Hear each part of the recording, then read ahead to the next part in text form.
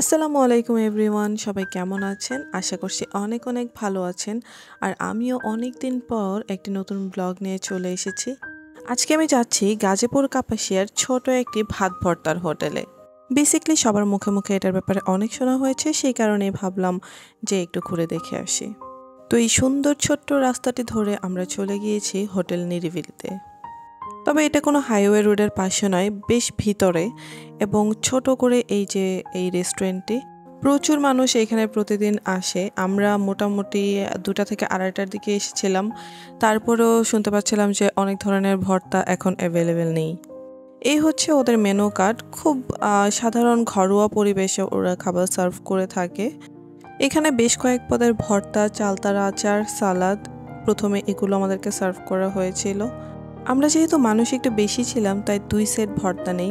আর এখানে প্রতি প্লেট ভর্তার প্রাইস ছিল 200 টাকা। আমার খাবার অনুযায়ী প্রাইসটা একটু বেশি মনে হয়েছে।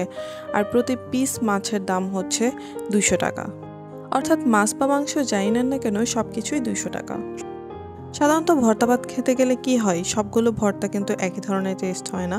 তো এইখানেও তার ব্যতিক্রম ছিল না। শুটকির ভর্তা, ডাল ভর্তা সহ কিছু পাতার ভর্তা ছিল, সেগুলো আমার কাছে ভালো লেগেছে। এছাড়া অন্য ভর্তাগুলা এভারেজ ছিল।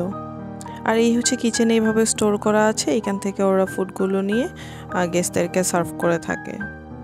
তো এই ছিল খুবই সাধারণ সাদামাটা একটি বাঙালি হোটেল। আমরা অনেক দূর থেকে প্রায় 1 ঘন্টা ট্রাভেল করে ওখানে গিয়েছিলাম।